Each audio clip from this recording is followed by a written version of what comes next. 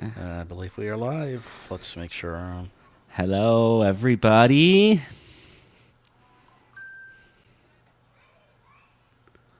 Yep, looks like we're live.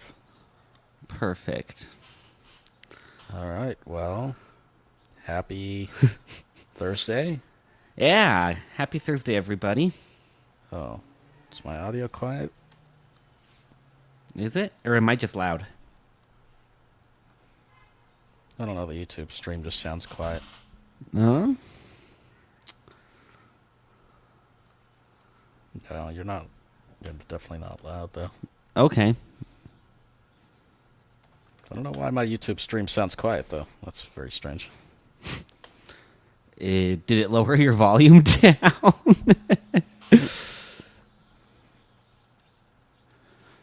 let me Changed look. my levels. Let me look here. Like, for whatever reason, what I'm hearing out of StreamYard is probably a good 10 dB louder than what I hear on YouTube. I don't even know. Wow. It's quite a bit louder. Oh, let me... Okay, I'm playing it here. No, not for me. For me, they're about even. Okay, well, good No. then. So, Then we'll leave it alone. all right. Who knows? I run these insider builds of Windows 11, and they're always screwing up with something. Yeah, fair enough. That's... Like, they've been having some pretty serious audio crashes. I don't even know. Yeah. Well, if any one of you notice any like weird mismatches between our audio, it sounded fine to me, but Well, we're probably not going to get anybody live anyway because, well, we didn't even schedule the stream. yeah, I was And kind we of have no notes, out of sorts. and Yeah, we just didn't do anything, so... yeah. Sorry, everybody. No, it's not a big deal. Actually, it looks like there's 3 watching, but I bet 2 of them were you and me. So, Well, hello, other human. Austin says hello. Hey, Austin. Good to have you. And it's not the one from Blonde Android Users. Huh? It is Austin Beidel. Can't say your name. Yeah. Hopefully I'm saying your name right. All right. Anyway, welcome to the stream. And this tends to focus more on accessibility. So if you hear from, I don't know, Carlos or Sneed's channel because I give them a bunch of money and they tell you to come here, you might get a little bored, but you might also learn something new. So welcome. Yeah. Thanks for coming on. And I appreciate the subs anyway. So get all your friends to sub and like and share and unlike and do whatever you like. Yeah. If you know anyone who you think this kind of channel would be useful for, you know. We got a Michael Monica says, hey, everybody. Hello, Michael. Hi, Michael. Glad that you're here. So, yeah, as I said, if you're here from some other channel, glad that you're here. And we tend to focus more on the accessibility side, but you might catch something that you like. So, all right. Austin wants to know how you are, Kurt. I'm doing well. How are you, Austin? Got a little bit of a cold going on today, but, you know, not too bad. I'm doing all right, too. Anyway.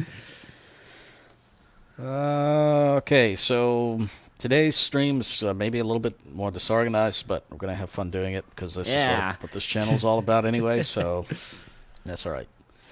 We've got some information coming out of CSUN, a few things released, and I don't know, we talked about a few things last week. We have a little bit more information this time around about some of the items. So that'll be good. Yeah, now that the conference is over now, isn't it? It is. Yep, sure is. So we have that. We also are going to be talking about Strap. I did get a demo of that on Monday. So we'll be talking a little bit more about that.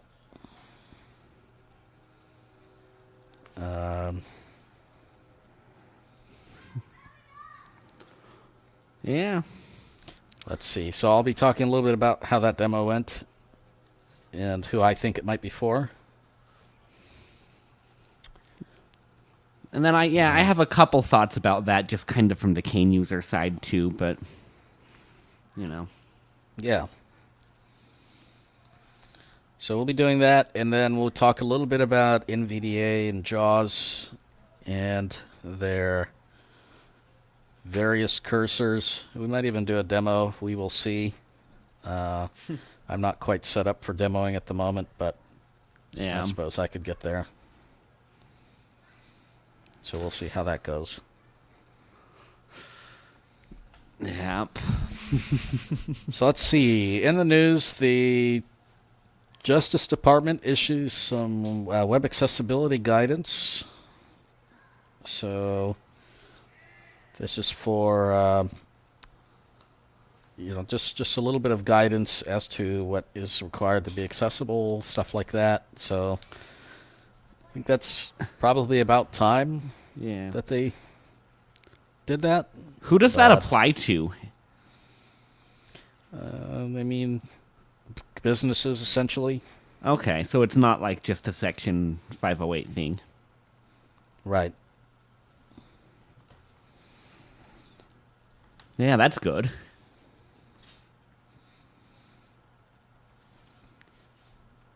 And so there's that.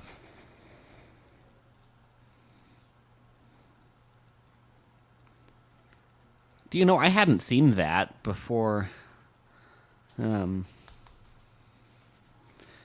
Is that so? That's mostly just directed at like companies for ADA. Essentially, it really doesn't go far enough, though. I mean, sure.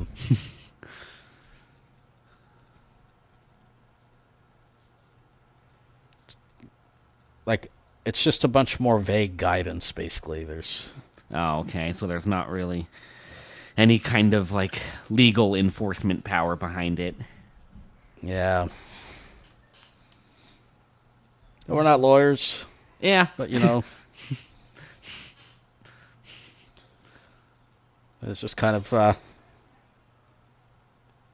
what that is. What we really need is just very clear regulations and guidance, but that's not really... Yeah. That's not the case. They just need to put some regulations in place, and they need to, allow it to conform to WCAG or something, but they didn't go quite that far. Well, if it's just guidance, if it's just like suggestions, that's, yeah. Yeah. Oh.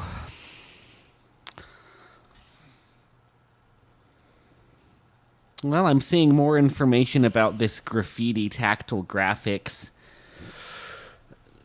that we talked about a little bit last week.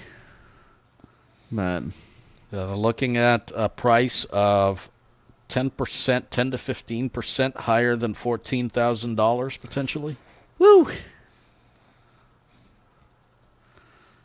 Because that's the $14,000 is how much the graffiti by itself costs. Wow.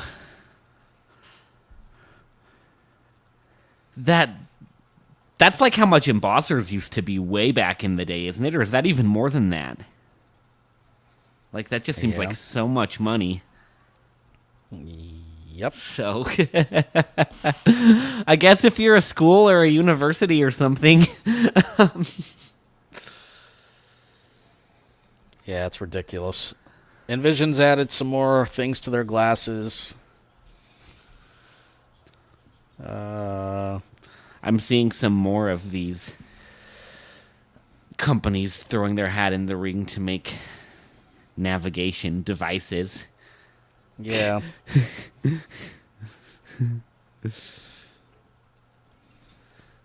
So, I don't know. CSUN kind of bored me this year, and as it has for the last few years. Yeah, I was hoping for some, newer Braille display announcements from like HIMS, but yeah, it's all just kind of the same, and it's like the companies don't actually understand our community, and they're not innovating. Here's another example. We have a new Braille Sense Mini. It's a 20-cell note taker. It's very, very nice. Meets all the needs of everybody, and it's, by the way, running Android 10. Yeah. We've got Android 13 that's already being tested. Yeah. It's already being, it's pretty much in developer betas. We've got Android 12 that's been out for 6 months or something. And here we are with a brand new note taker running Android 10. That's what was on my Galaxy phone when I bought it about 2 years ago. So, and as I've said, the bigger thing that concerns me is the lack of security patches. Yeah. Are HIMS any better about that than Humanware, or are they all about this? They're not. Austin wants to know if you listen to the Monkees. Monkees! He also wants to know if you've heard of Jesse Lee Peterson. No to both. Michael says it's a lot of money. Not surprising, though. No. Yeah, that's very expensive. They don't have a price as of yet for the other, whatever that thing is called. Their Orbit Speak, their note taker without a Braille display. Right. I think I saw something about a price for that. Let me take a look. Okay. Let me... Because they haven't announced one. But I'm pretty sure I saw...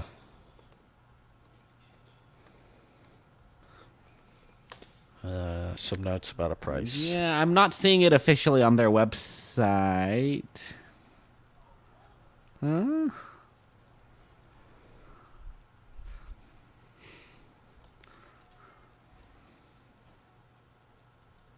Okay, let's look here. Yeah, if it's a price, it's not something that's publicly showing on their website about it. Yeah, so they haven't released a price for Orbit Speak because they're having problems licensing voices and whatever else. Oh, yeah, that would do it, I guess. They're also running into some issues with electronic shortages, and so they're looking at sub $500 price range. So probably not much cheaper than that, but yeah. I wonder if I was a little too hard on this thing last week at that kind of a price for someone who's like just learning Braille or, Are you kidding? I mean, $500. Yeah, like $500. Why would you not get a Orbit Writer and use that with your Notes app at $100? Maybe you're not good at pairing things in Bluetooth yet. Like, I'm talking about a very niche case. Come on, how hard is it to pair something with Bluetooth? How long does it take? Anybody could do it. If you can't pair something with Bluetooth, you get one of your instructors to do it for you. You're probably not going to be buying a note taker either. I don't know. Yeah, fair enough. I wouldn't get it. That's for dang sure. I'm a tech trainer, and I really do. I do try to see the point in a lot of these devices. I really do. I have a desire to understand why certain things get released, and I want to understand who they're for so that I can direct people that I work with towards these kinds of things. And unfortunately, I just don't understand the purpose of this particular device. You want to be able to write on this note taker that then you have to transfer stuff off it to a PC and whatever else. The it comes with wireless, but a lot of the stuff that you can do with wireless, like downloading books, that's not actually coming on day one. So who knows when that gets released. It doesn't actually have a browser, so you can't really, like, what do you do with wireless? I don't know. There's a lot of things that I just don't understand about this thing. There's no braille display, so you can't read anything. Yeah. So I don't really understand. Why not just get, like I said, just one of the Perkins keyboards that's already very overpriced, like the Orbit Writer. And, compare that to your Chromebook, your computer, your phone, your whatever. Yeah, and you've got a hellhole of a lot of a better note taker than that Orbit Speak or whatever it's called. I mean, yeah, I agree. It's a lot better.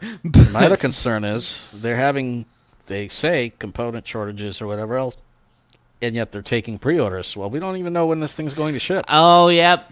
That sound familiar? Yeah. So, I don't really understand. I have to admit, I just don't understand. And every year things like this come out at CSUN. We invariably see things like this, and I just don't get it. Why don't you just get on eBay and get one of those old type and speaks? I think there are some people who do that. Well, I mean, you'd spend $50 on the thing, and you pretty much get exactly the same device. I don't know. Yeah, I mean, it's definitely not what I would do. Like, I understand that if you're comfortable at all with a computer or a phone, like, that's a totally better option. I hear you.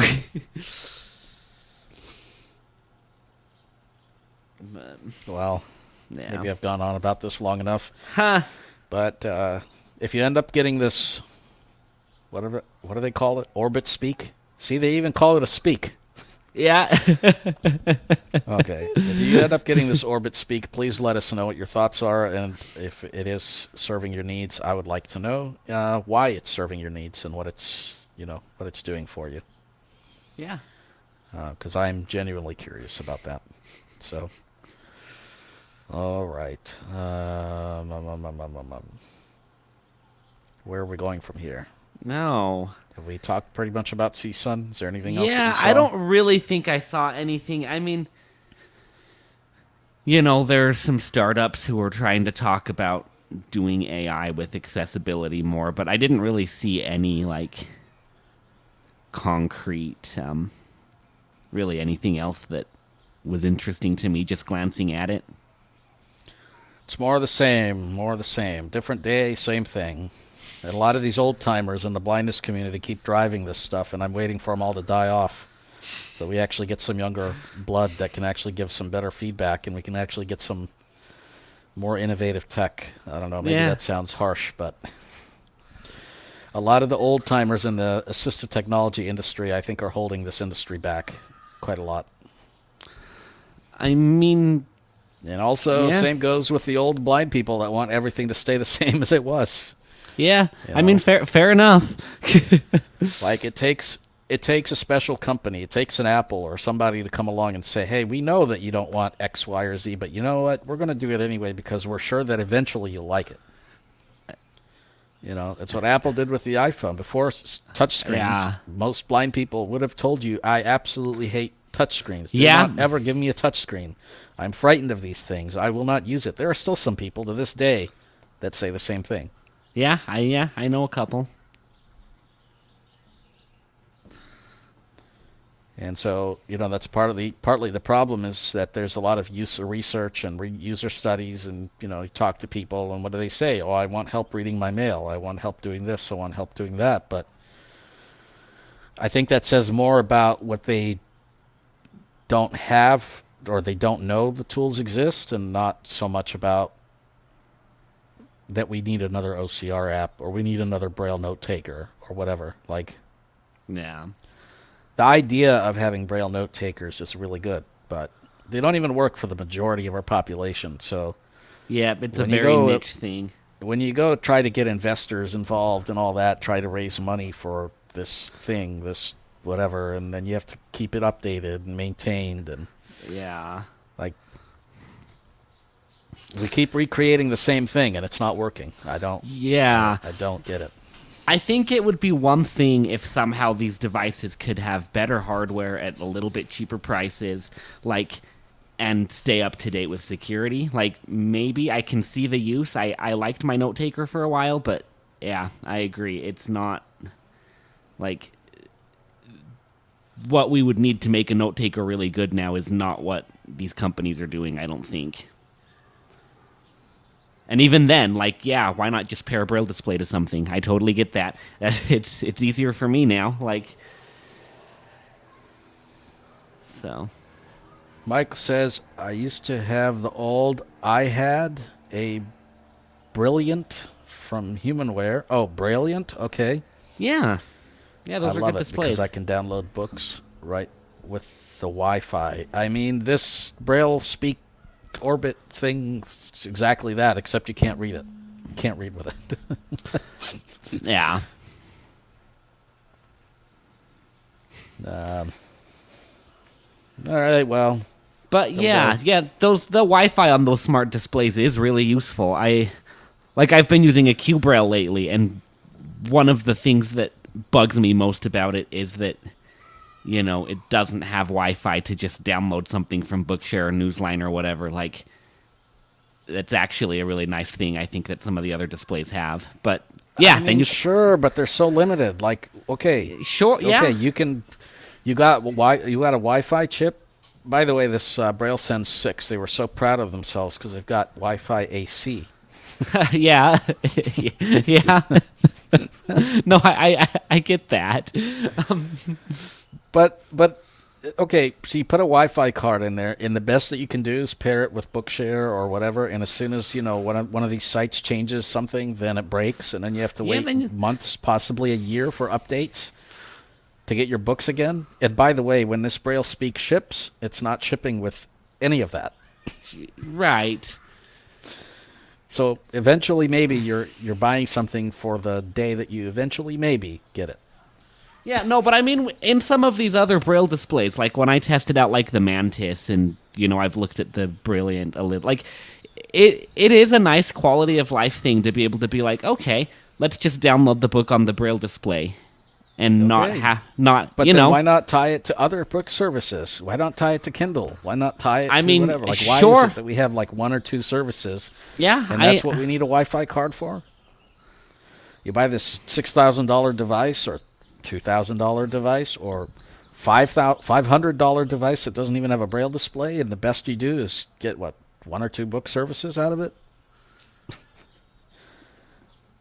I mean, I think you get more book services from the display itself, but, like, yeah, I mean, I don't think that's the main reason to get a display by any means, but, like, I'm just saying it's not nothing. It's kind of an additional nice little feature, like that, you know. I like it. It's limited, like you say. I would like it if it cost me $20. If I paid $20 extra and I had one version that was the non-Wi-Fi model and another version that was the Wi-Fi model, Sure. and I paid $20 extra. Sure. Okay, let's be generous. Since this is a blind tax, I pay $100 extra. Yeah. For a Wi-Fi chip that costs $5. Well, yeah, and you still might be one of the cheaper Braille displays on the market right now, which is really crappy. like, yeah, I get it. But I'm just saying that I liked that feature a lot more than I thought I would when I tested it out.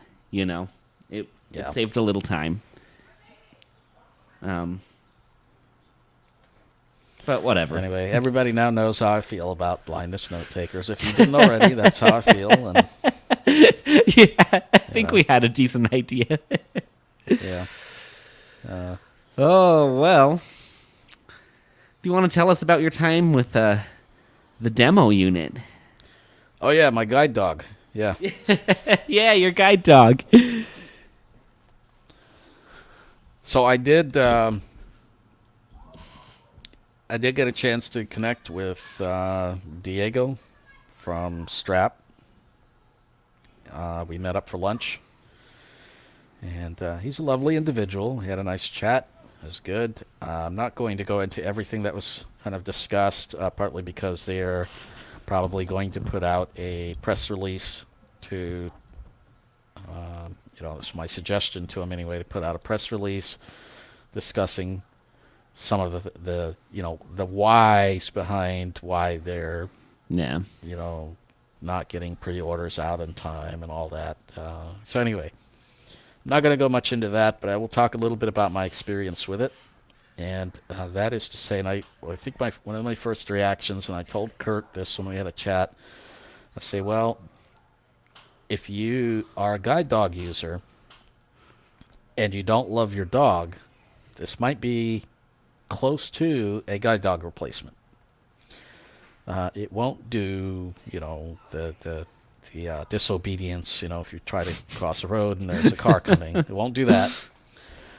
It won't sniff around and poop and all that. It won't wag its tail. Oh. By the way, I think today's National Dog Day, or maybe that was yesterday. Anyway, whatever day it was, happy National Dog Day if you're a dog, or if you have a dog. Yeah. Nonetheless, it won't do that. But I mean, in the sense of how does a guide dog user navigate? We don't. The idea of a guide dog is to avoid obstacles. So guide dog sees an obstacle, walks around it, or stops. If it's a stair or something like that. So the dog stops. Human steps forward with her foot cautiously, hopefully, determines what the obstacle is, decides, oh, I want to keep going, or no, that's not a good idea. And Strap is similar to that, because what it does is provide haptics through these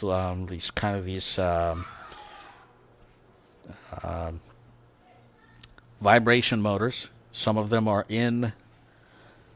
Okay, so first I'll just start to say Strap itself is a little kind of a unit that's attached to this strap, this harness that goes around you, and that you buckle.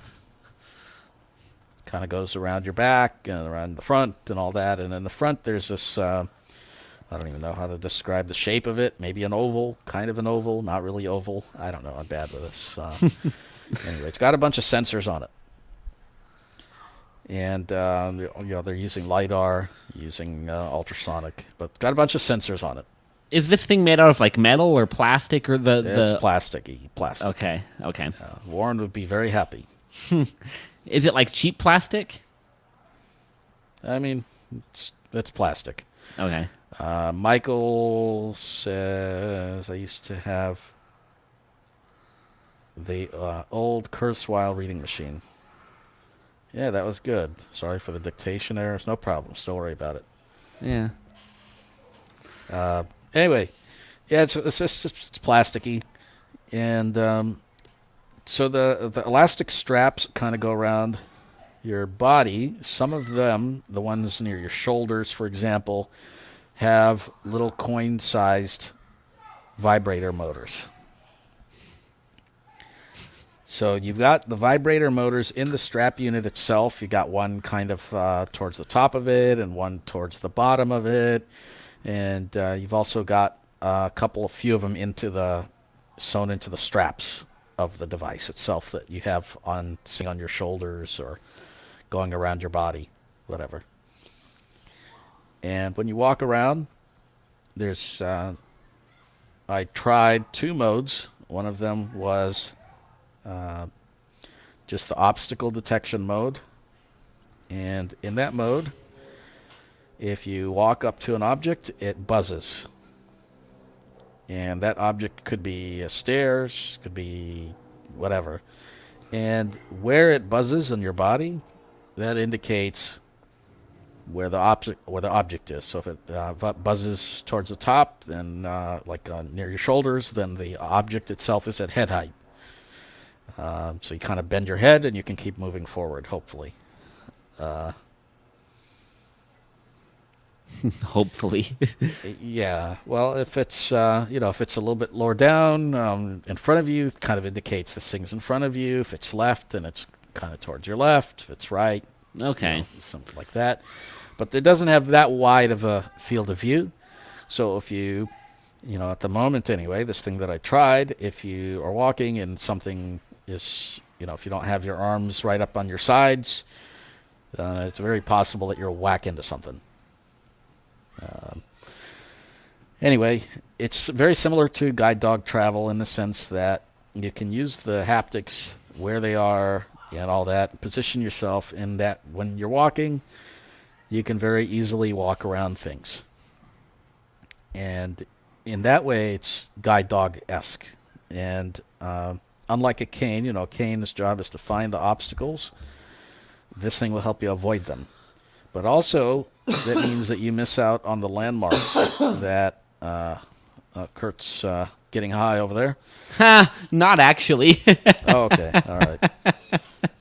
You miss out on the landmarks that a cane provides. So you walk around, if you tap a certain surface, it makes a different sound. If you want to trail something, grass or whatever, like you can easily do those things with a cane. You can't as easily do those things with a dog, and you can't as easily do those things with strap.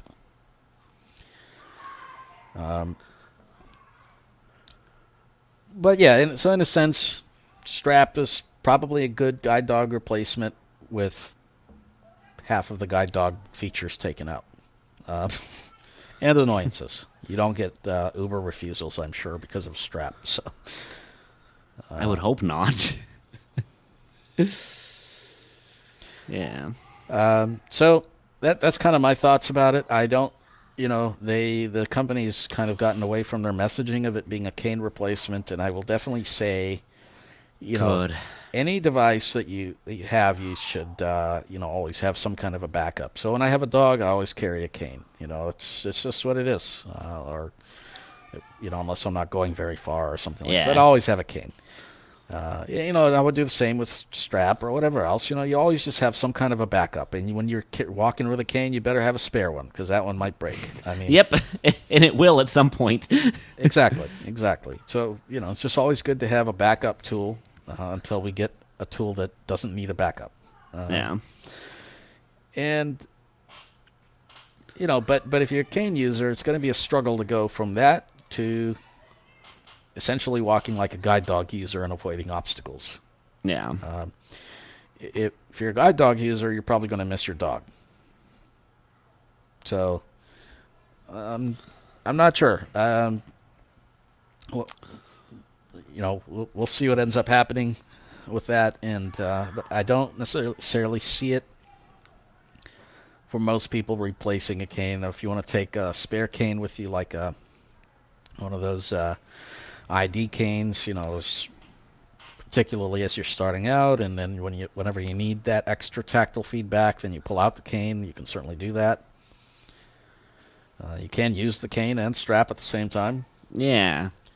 But that's the more interesting angle to me right now, actually. Which will give you head height detection for obstacles, but yeah, you could have easily achieved the same thing with like a buzz clip or I don't know, whatever. Like there's other devices that would have done that. Yeah, but they're probably harder to find right now because they all seem to be like these very limited production. I don't know. There's always a new one. There's Like- always a new thing out. I know Buzz Clip was quite big in its time when 2019, 2020. I don't know what its state is now. Yeah. Well, that might be worth looking into, but I will say the thing that bothers me the most as a cane user about using a cane, like, there are parts about using a cane I really love. I do like the kind of finding landmarks aspect. Maybe that's just because it's what I know. Yeah, see, I hate that. Fair enough. Especially in a crowded city. When you're walking around tables and trees and everything else in the middle of the sidewalks. Yeah, There's nothing more annoying than using a cane. See, I don't know. I mean, parking meters. Yeah. Like, I don't even know. There's just nothing more annoying than walking 2 steps, boom. 2 steps, boom. Like, just obstacles everywhere. Yeah, I mean, I get that. I don't know. The thing that bothers me much more about my cane is like when there's a tree branch at head height, or somebody has one of those damn scooters hanging over the sidewalk, and my cane's not gonna hit. My cane's not gonna hit the foot of the scooter, but it, my chest or my stomach or right below my stomach might hit the handle. Even if my cane's doing everything right, which it is most of the time. But so yeah, as a cane user, if I could have something to like deal with the head level stuff, and maybe give me a little more information about like the chest level stuff, which, depending on what it is, my cane, it might hit it on the ground before, it might not, whatever. Like, that would be nice. And one of the things I was like most happy or most encouraged by when we talked about this, Nimmer, was when you said that you would be able to turn the very bottom level sensor off if you're using a cane, so that it's not just vibrating all the time because the cane's right there. Yeah. Some people might have to change their hand position too. Like, that's a thing, if you're holding something directly out in front of you, of course the sensors will be picking it up. So sure. Whatever object that is, whether it's a cane or, a box that you're carrying or whatever, like, there's certainly things to be ironed out. Sure. And I don't think that strap is replacing a cane anytime sure. soon. Oh, no, and I wouldn't expect it to, but, like, I'm a little more willing to hang on to my pre-order for a few more months now and see what happens, because, like, if it can kind of fill in these holes with a cane, which, like, cane users have just dealt with for as long as we've had them, and it's fine, but, like, fine is misleading. It's the best we've had, and it's doable, but, like, I would much rather, like... Yeah. Just supplement it, I think, for me, it would have to be used with combination of something like the voice. And, because then you've got Strap two devices. devices. But Strap itself just does not give enough information, and it doesn't give enough information farther out. Sure. It also doesn't do things like sign reading. A lot of the things that I rely on that, I travel a lot, and a lot of the things that I rely on that I don't actually have any idea how just a cane user does without. I really have no clue. And, so I would definitely be using something like the voice along with it. But, sure. It has some good possibility. Yeah. Well, yeah. And by the way, when I say I don't have any idea how cane users do X, Y, or Z, I do actually have a clue. But right. I'm just saying, like, no, I understand what you meant, but fair enough. Like, it's not something you appreciate. No, that's certainly not. All right. I forgot what we were going to do next. So, I think we were going to do... Yeah. I mean, we could either do this week or whatever, but... That's what happens when we don't keep things organized. Yeah. Yeah. Sorry, everyone. I dropped the ball today. Well, it's not a big deal. So, screen review, I think. Like, screen review versus JAWS cursor, just kind of, I'm trying to decide right now if I'm gonna pay the $90 to renew a JAWS subscription. Yeah. So, for the most part, if you're watching this and you say, well, I don't know what screen review is and what JAWS cursor does and all that, and it's because for probably 95% of your computing tasks, you won't have to use any of these. Right. If you're having to use these, it's because either something is a little more efficient with them, or whatever it is just simply not accessible, not reachable by simply tabbing or keyboard shortcut or whatever. There's some Yeah. text there that is being read, whatever that you need to access. So these things are good to know. They're good to have access to, and be able to add something to your toolbox to know what they are.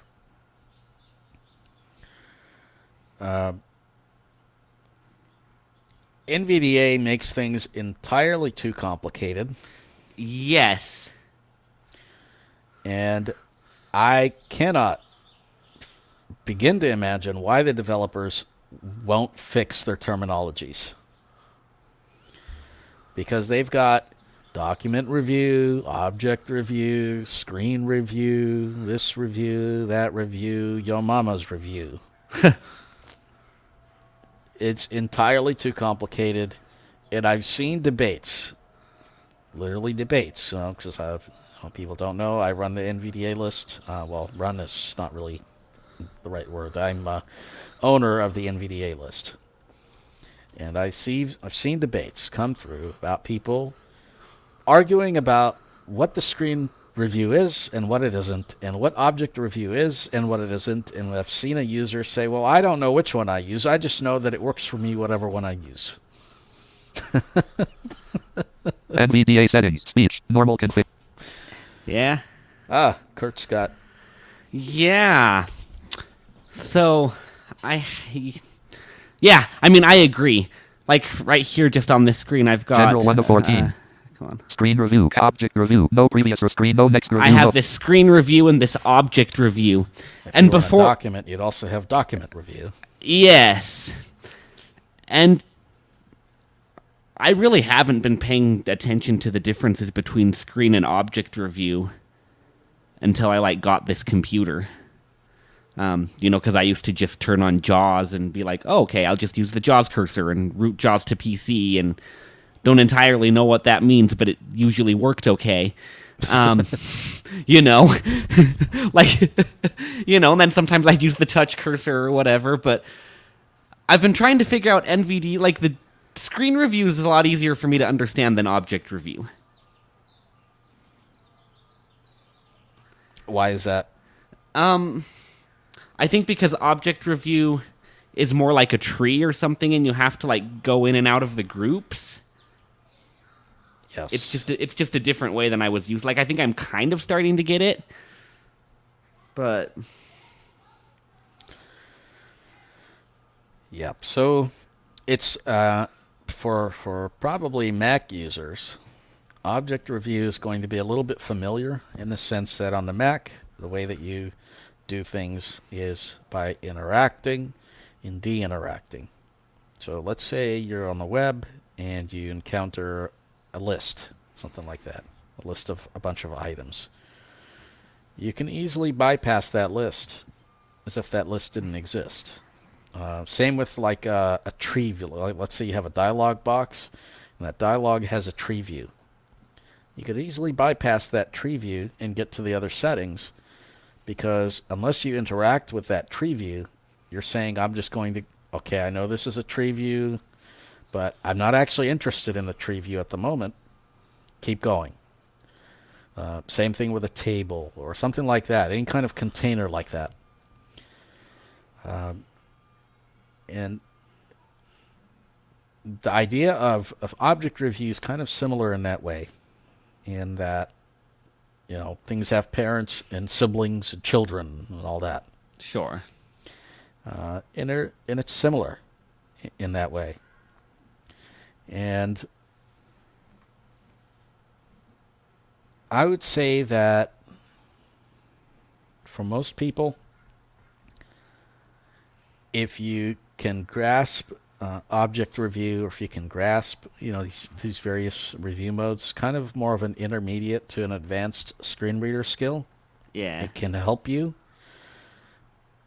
But also, I would, for most people, assign, and I've talked about how to do this in NVDA, assign a hotkey for the basically equivalent of a flick right, which is also NVDA narrators, kind of how they do navigation, and JAWS is touch cursor. It's the same thing.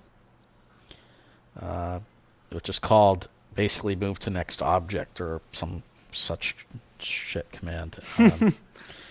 Let's see, I'll tell you what it's called. Go into the we're going to go into the, let's see, preferences, and we're going to go to input gestures. Okay. And we've got a long list of things in a tree. NVDA menu. Preferences, settings, speech function, input settings, input gestures, N. Input Okay. gestures dialog. Preview. Level 0. Braille collapsed 1 of 18. Oh, okay. I think I've been in here before. Yeah. So, what we want to go into, let's see.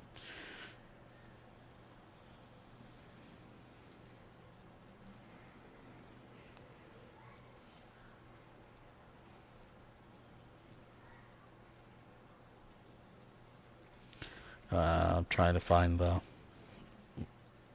option that we want here.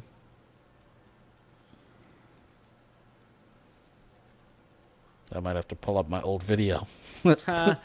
I mean, Browse mode collapsed 2 of 18. Left configuration collapsed 3 of 8. Configuration profiles collapsed 4 of 18. Level 0. Document formatting collapsed. Emulated system keyboard keys collapsed 6 of 18. Input collapsed 7 of 18. Level 0. Miscellaneous collapsed 8 of 18. Level 0. wow, yeah. Mouse collapsed 9 of 18. Object navigation collapsed 10 of 18. Level 0.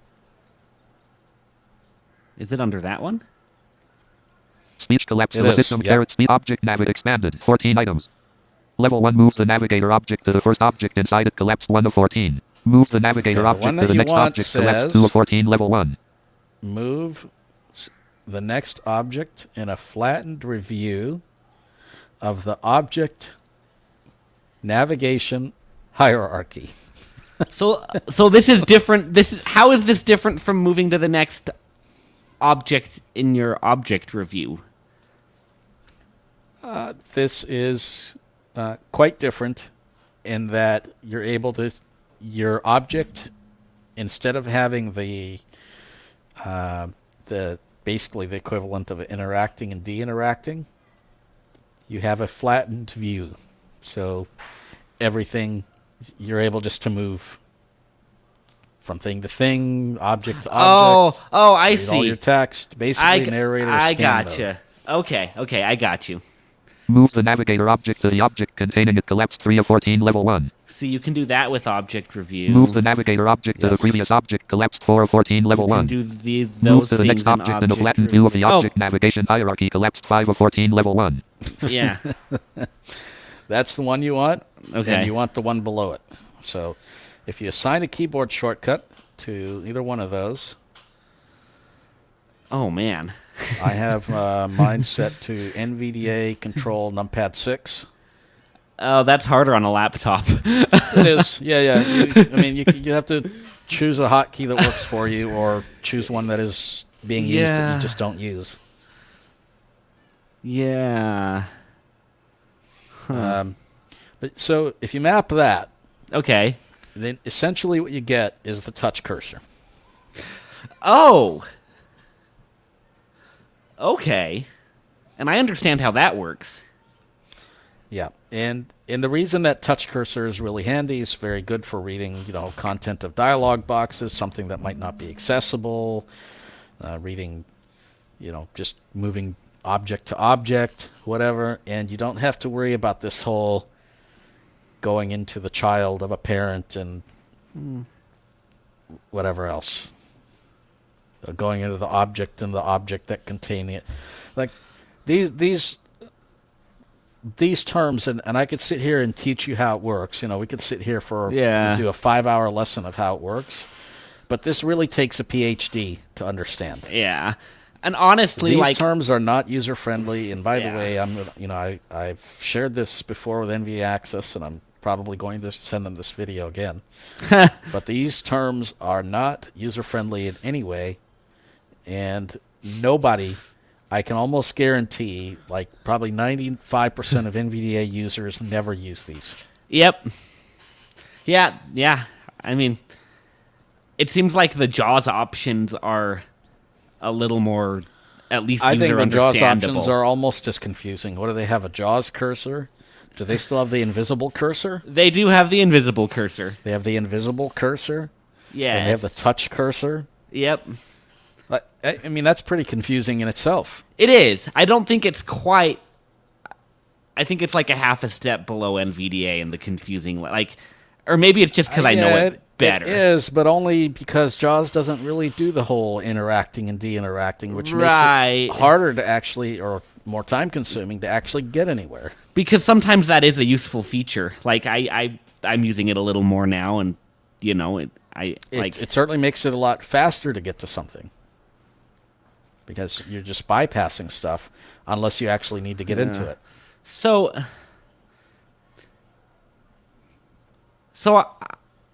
the screen cursor, the screen review, NVDA screen review. Yeah.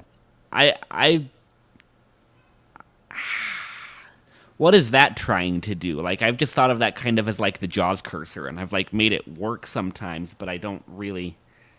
I almost say that's more like the invisible cursor, in that it's letting you see things that may not even, they're just anything that's in or out of the app that you're in, basically. Okay. Okay. Fair enough. That makes sense. I mean...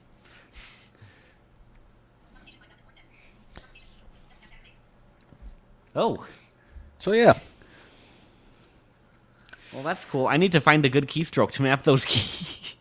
Yeah, I would map those, and did a video on that before. But map that very long string. Can you read that again? Because I don't even remember it. Yeah. So move the navigator up. Move to the next object in a flattened view of the object navigation hierarchy. Collapsed 5 of 14, move level to 1. So look for the one that has object about 50 times in it. And the flattened view. You want to flatten it. It's got to be flat. Oh, man. Yeah, so pick the one that has object in it a few times and says something about flattening. You know? Think about a pancake. See, I can do this and it's fine, but I also kind of get why people prefer the JAWS touch cursor. Like... well, in Windows 10, it used to be that JAWS cursor didn't even work. And the touch cursor is more equivalent to the narrator scan mode. Yeah. And it does not, it works pretty well. It doesn't give you a great representation of where things are located, which maybe the JAWS cursor does a little better. But touch cursor works well. Sure, yeah. It's the difference. Well, it's kind of like iPhone users, a lot of them, and even Android users. What do? They pick up their phone, just swipe. Yep, Swipe. yep. So that's what touch cursor is, and that's what this flattened object review is. And it's same with tab, really. The tab is basically doing the same thing, except tab doesn't let you read text in dialog boxes and things like that. So yeah. Alrighty, well, I will give that a try. Yeah. Yeah, give that a go. And feel free, I don't know, if you want to demo something, either NVDA or JAWS, feel free. Yeah. Otherwise, we can, wrap things up. Well, I will show. There is actually a program that I've been using the last, with this new laptop. And it's really easy. I'll just show. It's called Core Temp. It's just to see how much heat my CPU is using. Start window. Really that's all I the use. thing. Search box edit And blank. that's the thing. These cursors are usually good when a program or something, you're not getting a piece of information or something is less optimally accessible. Yeah. If you're just in Word, something like that, you're probably not going to be using object review. Well, maybe you might, but typically not. So You certainly might don't be a good need way to read your word count or something. I don't know. Read your status line, but yeah. But all right. Core Temp app. Press right to This switch. app I do need to use the screen review in. Secure desktop. And it wants admin rights every time I open this app up. Core Temp 1.17.1. All right, so I will make sure I'm in the screen review, which for my laptop keyboard is Control caps lock up and down to cycle. Well, or sorry, Control No next review mode. function up and down. Wait, sorry, I keep saying it wrong. It's caps lock function up and down. Object review. Cortex screen review. Frick number 5. 3. Okay, so I'll go to the top here. 816. Select top. File options. Tools. Help. This is the only way I've found to read this app, but it's still very useful. Select CPU. Processor number 0 core. S. Thread. S. So I have 8 cores on this processor, and I can go through and just with my NVDA key up and down arrow. 816. So that's saying 8 cores, 16 threads. Processor information. Model AMD Ryzen 9 5900HS. CSUN. Platform socket FP6. BGA. Lofrec number 0. 3672.24 MHz. 99.79x 36.81%. All right. So it's using 1% of that core right now. Frec number 1. 3268.10 MHz. 99.79x 32.75. 0%. Hey, Frec number Sneed. 2. 3268.10 MHz. 99.79x 32.75. 2%. All right. So it's using 2% of that core Frec number here. 3. 3268.10 Ah, MHz. nice. 99.79x 32.75. 0%. So using 0% of that core. Now, pretty much what I use this... I mean, these numbers are interesting, but pretty much what I use this app for 3268.10 MHz. 99.79x 32.75. 0%. is checking the heat of my CPU, like how much power it's using and what the temperature is. Frec number 5. 3672.24 MHz. 99.79x 36.81%. But... So I'm not using these cores very much, even though I've got virtual audio cable running. Frec number 6. 3672.24 MHz. 99.79x 36.81%. Frec number 6. 3672.24 MHz. 99.79x 36.80%. Frec number 7. 3672.24 MHz. 99.79x 36.83%. All right, so that is the core that's being used the most at 3%. Frec number 7. 4590.30 MHz. 99.79x 46.03%. Okay. Bit 1.0250V. So I don't Bit know what 1.0 that lithography. is. 7NN lithography. CPU Usually ID. I go to the 0xA50 very bottom temperature here. readings. Here we go, temperature Min. readings. Max. Power. So it's saying it'll give 3 numbers here in a second. The first one is the temperature it is right now. It took me a minute to figure this out. The first one's the temperature it is right now. The second one is the lowest it's been since you opened up the app. And the third is the highest it's been since you opened up the Min. app. Max. Power.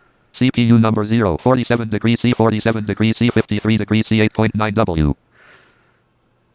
So it's drawing 8.9 watts of power, the CPU, and the temperature is currently Min. CPU number 0. 47 degrees C. 47 degrees C. 53 degrees C.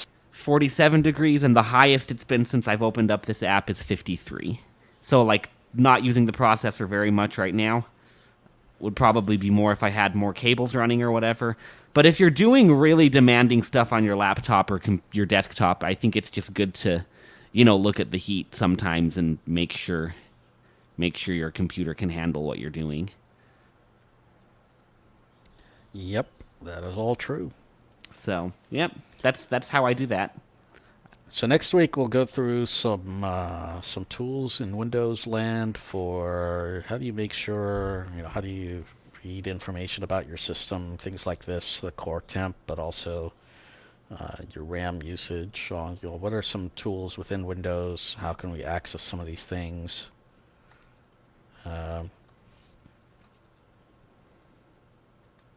Yeah. So, Yep.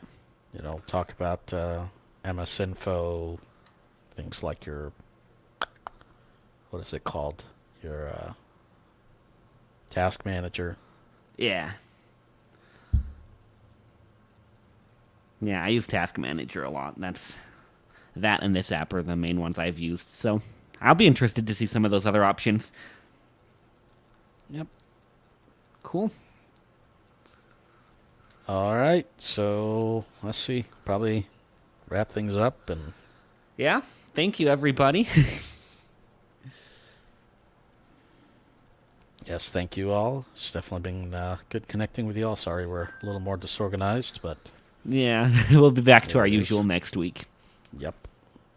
Thanks, Kurt. Good Yeah, of connecting with course. you. Hopefully Yeah. you feel better. Thanks, Sneed. Thanks, Monica. Thanks, who are you? Austin. Michael. Sorry, Oh yeah, Michael. yeah, yeah, Michael. Michael. I don't know and if it's Austin. Michael or Monica. Or maybe Monica is your last name. I don't quite know.